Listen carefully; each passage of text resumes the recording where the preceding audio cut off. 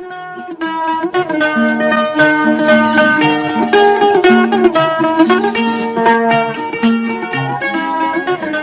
आदाब, hello friends. आपके साथ मैं हूं फराज और चैनल फिल्मी फराज है। यहाँ बातें फिल्मों की होती हैं। आज आपको ये बताते हैं कि जुबली कुमार राजेंद्र कुमार की एक फिल्म में बी.आर. चोपड़ा साहब ने उनके लिए महेंद्र कपूर साहब की आवाज़ का इस्तेमाल किया और कोशिश की कि रफ़ी साहब की आवाज़ का इस्तेमाल ना किया जाए। ये उस वक्त की बात है जब नया दौर आ गई थी और हम जानते हैं कि रफ़ी साहब के सामने शर्त रख दी चोपड़ा साहब ने कि आप सिर्फ हमारे लिए गाइए।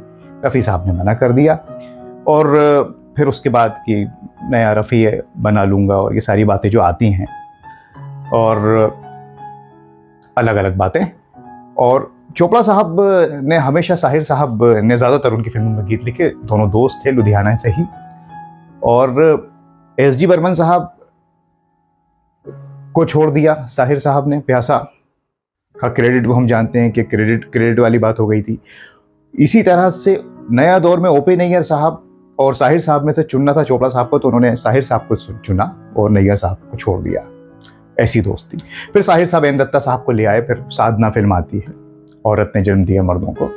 और एन दत्ता साहब, दत्ता नायक जिन्हें हम जानते हैं एन दत्ता के नाम से, वो असिस्टेंट रहे गुलाम हैदर साहब के। गोवा से आए थे। फिर एस.डी. बर्मन साहब के असिस्टेंट रहे। फिर साहिर साहब ने उनके साथ पहले भी काम किया था चंद्रकांता फिल्म मैंने चांद और सितारों की। रफ़ी साहब ने जो गाया है गीत। खैर, उसके बाद ये फिल्म आई और साधना, और उसके बाद फिर धूल का फूल। अब धूल का फूल का मैं जिक्र कर रहा हूँ क्योंकि वो जो बात हो गई थी अनबन रफ़ी साहब की और चोपड़ा साहब की। हालांकि साधना में गाए हैं एन दत्ता साहब का संगीत है, रफ़ी साहब ने संभल ए दिल और कव्वाली वगैरह। लेकिन फिर ये हो गया था कि अब ऑप्शन ढूंढना है रफ़ी साहब का। हालांकि कई संगीतकार और प्रोड्यूसर डायरेक्टर रहे जो रफ़ी साहब की आवाज़ का इस्तेमाल नहीं करते थे, लेकिन चोपड़ा साहब रफ़ी साहब ही की आवाज़ का इस्तेमाल करना चाहते थे। जब भी तो उन्होंने शर्त रख दी थी। बाद में जब महेंद्र कपूर साहब को बुलाए तो वो भी रफ़ी साहब के शागिर्द रहे और उन जैसी आवाज़ थी। हालांकि रफ़ी साहब की तरह वो जो बात थी वो तो नहीं थी, ये खुद महेंद्र कपूर साहब मानते रहे। लेकिन असल में यश चोपड़ा साहब ने एक गीत सुना सोनी महिवाल का, चांद छुपा, और जिसमें नौशाद साहब का संगीत रहा। रिकॉर्डिंग इसकी सुनी, रिकॉर्डिस्ट साहब ने सुनवाई कि ये नई आवाज़ सुनिए। तो एक पल के लिए यश चोपड़ा भी कंफ्यूज हो गए, ये रफ़ी साहब की आवाज़ है। तो रिकॉर्डिस्ट साहब ने कहा नहीं भाई, ये महेंद्र कपूर है, नया लड़का, रफ़ी साहब का शागिर्द। तो फिर यश चोपड़ा साहब ने बी.आर. चोपड़ा साहब को बताया, तलाश में थे ये वैसी आवाज़ की। तो फिर धीरे धीरे महेंद्र कपूर साहब धूल का फूल में, राजेंद्र कुमार जो हीरो रहे, तेरे प्यार का आसरा चाहता हूँ, और जो गीत जितने भी हीरो पर पिक्चराइज वो महेंद्र कपूर साहब ने गाए। और इसमें एन दत्ता साहब का संगीत जो मैंने आपको बताया। तेरे प्यार का आसरा चाहता हूँ, तू मेरे प्यार का फूल है कि मेरी धड़कने लगे दिल के तारों की दुनिया, जो तू कहूँ मन की बात, आँखों से कहूँ मन की। झुकती घटा गाती हवा सपने जगाए, नन्हा सा दिल में। अपनी खातिर जीना है, अपनी खातिर मरना है, होने दो जो होता है। दोस्तों, लेकिन बात वही होती है कि जब जरूरत पड़ती है तो रफ़ी साहब को लाना पड़ता है। कुछ नगमे ऐसे होते हैं। अब धूल का फूल में दो गीत, एक गीत तो हम जानते हैं तो हिंदू बनेगा ना मुसलमान बनेगा, अद्भुत लिखा है साहिर साहब ने। अच्छा है अभी तक तेरा कुछ नाम नहीं है, और पूरा आपने नगमा सुना हो जो पैगाम देता है इंसानियत का। अब इसे कौन गा सकता है रफ़ी साहब के अलावा? वही हुआ। साहिर साहब हालांकि दोस्त थे बी.आर. चोपड़ा साहब के, लेकिन रफ़ी साहब के बड़े गहरे दोस्त रहे। फीको नाम से पुकारते थे दोनों पंजाबी। और जब रफ़ी साहब इस दुनिया में नहीं रहे तो साहिर साहब फूट फूट कर रो पड़े थे दोस्तों। और फिर उसी साल जुलाई में रफ़ी साहब गए और अक्टूबर में साहिर साहब इस दुनिया से चले गए। बहरहाल, अब दोस्त उनके बी.आर. चोपड़ा साहब भी थे, तो फिर वो ज़्यादा कुछ कहते नहीं थे। लेकिन जब इन दो गीतों का वक्त आया कि इसको रिकॉर्ड करना है, तो तू हिंदू बनेगा ना मुसलमान बनेगा, एन दत्ता साहब ने रफ़ी साहब को बुलाया और रफ़ी साहब ने कैसे गाया बताने की जरूरत नहीं है। तू हिंदू बनेगा न मुसलमान बनेगा, इंसान क्या है अभी तक तेरा कुछ नाम नहीं है, तुझको किसी मर्द हर बंद वो तूफान बनेगा, इंसान की औलाद बख्शी थी हमें एक ही धरती, हमने कहीं भारत इंसान की औलाद है, इंसान बनेगा।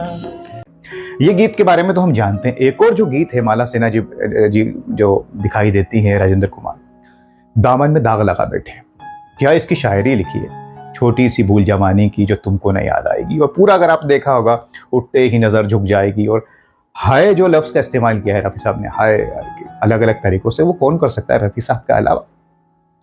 बहरहाल ये गीत इतना नहीं हम सुनते जितना तू हिंदू बनेगा ना मुसलमान, लेकिन ये बड़ा जबरदस्त गीत है जो जज्बात के ऊपर साहिर साहब ने लिखा है।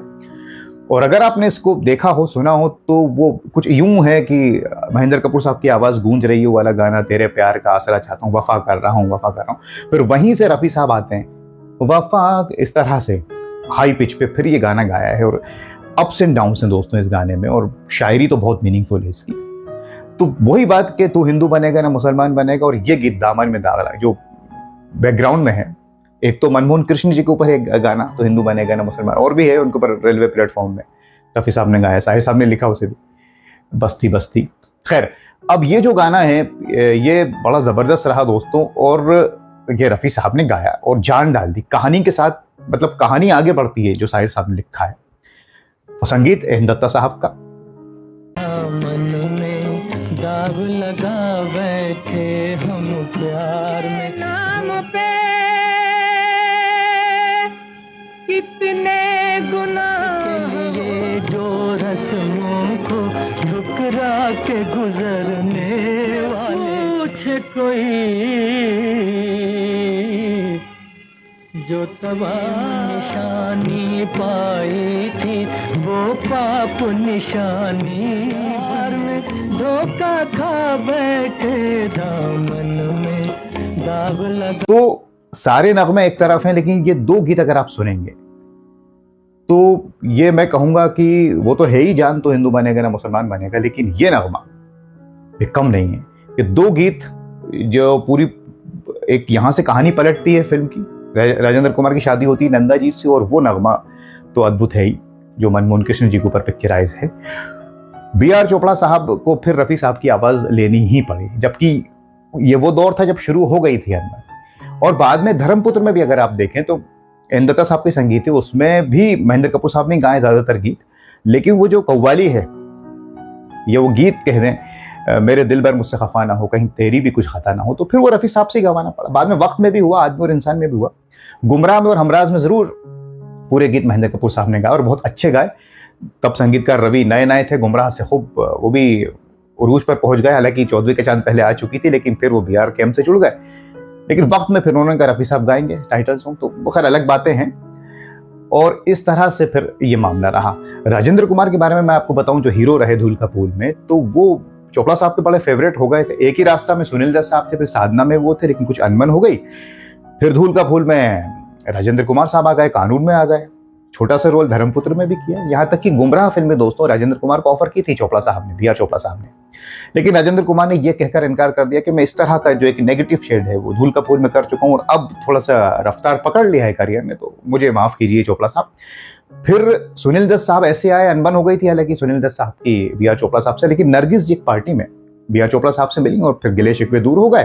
पर हुआ यूं कि गुमराह भी मिल गई सुनील दत्त साहब को और हमराज भी मिल गई। इस तरह से वो वापसी हो गई। हालांकि पहले काम किया था एक ही रास्ता में और साधना में, और राजेंद्र कुमार ने फिल्म में छोड़ दी। बहरहाल ऐसी बहुत सी बातें हैं। आज के इस कार्यक्रम में हमने एहन दत्ता साहब को याद किया, उनका भी बड़ा अद्भुत संगीत रहा, कम रहा लेकिन अच्छा रहा।